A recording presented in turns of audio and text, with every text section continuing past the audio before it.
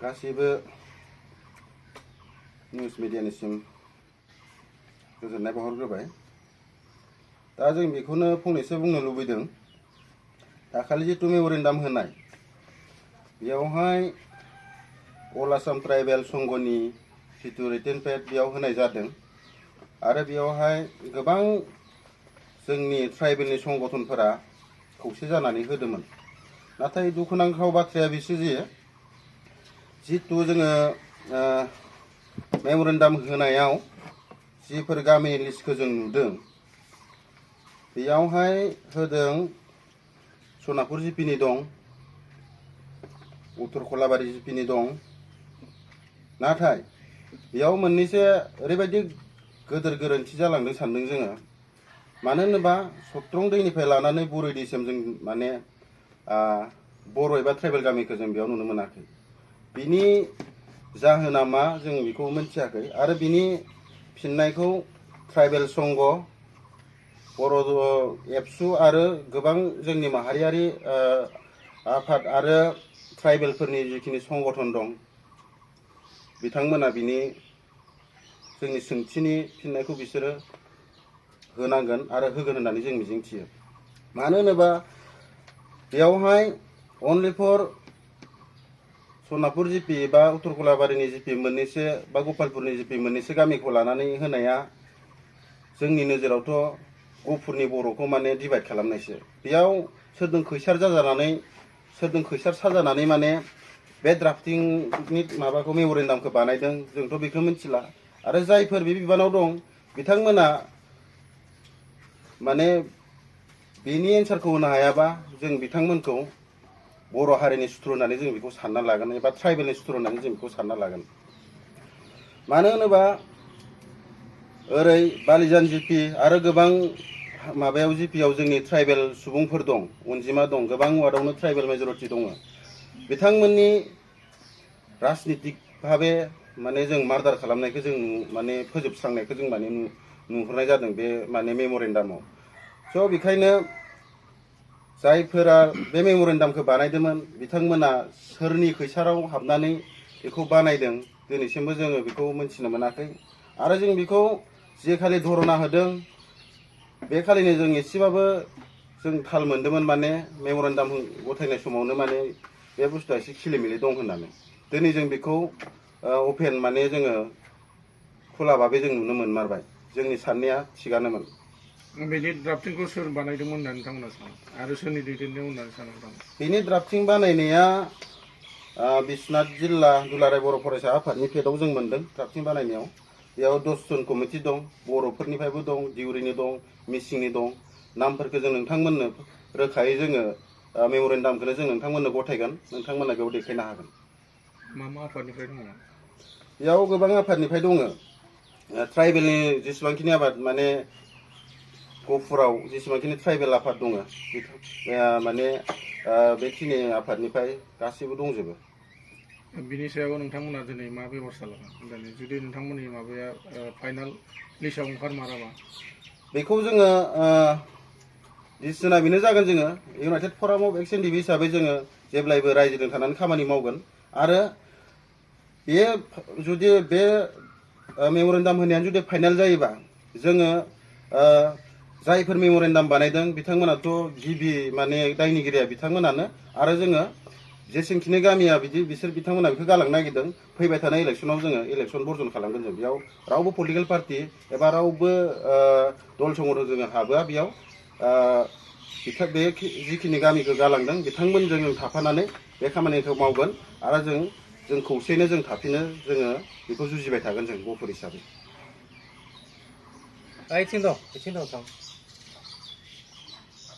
बबे आफादनि ड्राफ्टिंआ बेबायदि माबायाव बेबायदि जाखो? जोङो अल आसाम ट्राइबेल संघआ बेखौ राइटिं पेडआ बिथांमोननि हिसाबै जोङो बिथांमोननि लिगआव बेखौ जादों सानदों। जोङो बेखौनो होननो लुबैयो सोरबा लखिराम बसुमतारी सोरबा मुदित पाटगिरिनि बेक्तिगत बियो संघ माने सम्पति नङा। बियो बे ट्राइबेलसो, बेयाव ट्राइबेल सुबुंनिसो बे जायगाया। बिथांमोना सोरजोंबा बायजादों ना मादों जों बेखौ बुंनो थाङाखै।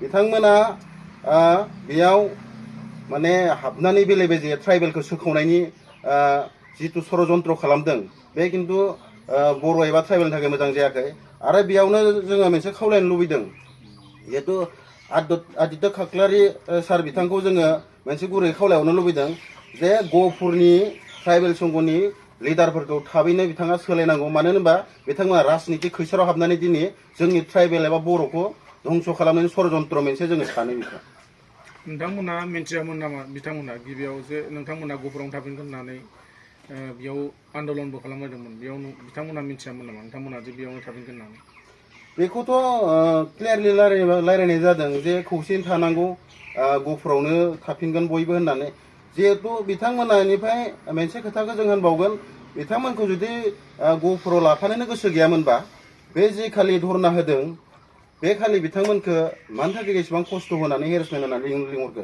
बिथांमोनाथ' गोबां मानसि थांनानै बेयाव सहयोग हैदों दिनै बिथांमोनखौ आन्दोआव दोननानै मानि थाखाय बेबायदि खालामखो आरो जोङो मोनसे खावलायगोन जिहेतु ओरै बालिजान जिपिनिफ्राय हमनानै सत्रं दैनिफ्राय हमना जिहेतु बुरैसिम दङ जोंनि ट्राइबेल सुबुंफोर बर' ट्राइबेल गासिबो मिलायनानै दङ जोङो बे एरियानि जोङो गासैबो जोङो ट्राइबेल माने संगठनफोरखौ जोङो खावलायगोन खौसे जानानै बेखौ जोङो जुजिफिननांगोन धरना गोनांथि जायोबा धरना होफिनगोन मेमरेन्डाम गथायगोन अब्लाबो जोङो बेखौ जोङो गहपुरावनो थाफिननाय बेबस्थाखौ जोङो खालामगोन दा बेफोर गासिबो खामानिनि थाखाय बबेबा संगठना माबाफोर खामानि मावदों नामा दिनैसिमथ' दासिमबो नुनाय मोनाखै जोङो जिखौ द्राफ्टिंखौ गथायबाय बिनिफ्रायनो सिरि बेखौ नुदों दिल्लीयाव थांदों दिल्लीयाव थांनाय द्राफ्टआबो बे एखेयानो जागोन अब्ला जिथु जायगायाव हरनांगौ बेयावनो जुदि गोरोन्थिखौ मावबायबा आरो बिथांमोननि सायाव जाथिया मा फोथायनाय थागोन बेयाव ट्राइबेल संघ थाबाय जोंनि दुलाराय बर' फरायसा आफाद दं बिश्वनाथ डिस्ट्रिक्टनि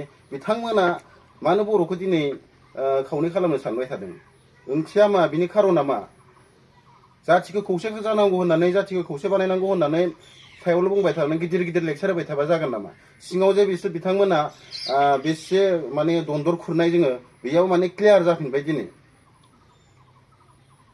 दाख्लैनि जिखिनि 20 तारिखनि जिखिनि माबा इलेक्सन कमिसननि जिखिनि द्राफ्ट माबा बरनदोंमोन ओंखारदोंमोन समस्तिनि निर्धारित माबाखौ बेखौ नायनानैथ' जों माने गहपुरबाखि हिसाबै जों बहुत माबादोंमोन ट्राइबेलफ्रा माने गावखौनो बोखावबाय होननानै मोनसे ज' जालायना जों गहपुर बर' हाइ स्कुलावनो मोनसे मिटिं जादोंमोन बिनि जाखांनायनि उनाव बरफुख्रियाव जानानै मोनसे कमिटि दादोंमोन बे द्राफ्टखौ बानायनो थाखाय द्राफ्टखौ बानायखांनानै दाला 3 तारिखआव धरना जाबाय धरनानि कार्ज'कुसि लाबाय धरना कार्ज'कुसि लानायाव एज ए हल बरै दैमानिफ्राय जोंहा सेसा दैमासिममोन माने मोनफ्रोमबो ट्राइबेल दिउरि मिरि कार्बि गासिखौबो ज' लोगो लानानै जों मोनसे धरना कार्ज'कुसि लादोंमोन धरना कार्ज'कुसि लानायनि उनाव जों नुबाय दिनै अकल माने द्राफ्टिंनि लिस्टआव नुबाय जों सत्रं दैमानिफ्राय सेसा दैमासिमनि जिखिनि नाम हाबनाय दं बिहालियाव बेल' दं सत्रं दैमानिफ्राय लानानै जोंहा दुलुं हमना ला बालिजान कृष्णपुर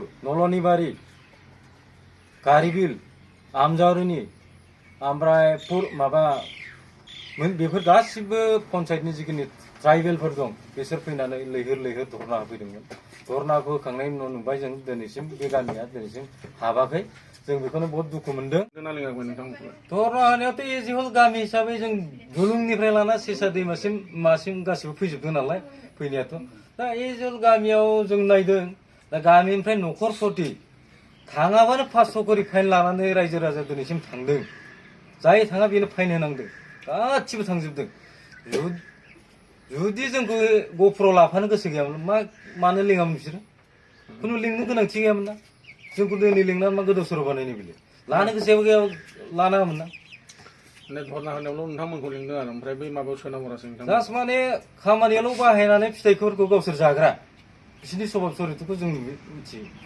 बेफोरावनो जों मिथियो माने दा जों बहुत दुखु मोननाय फोरमायदों गासिबो जोंनि सत्रं दैमानिफ्राय दुलुं बरै दैमासिम गासिबो रायजो राजा मोनफ्रोमबो ट्राइबेल जनगोष्ठीफ्रा जों बेखौ बहुत दुखु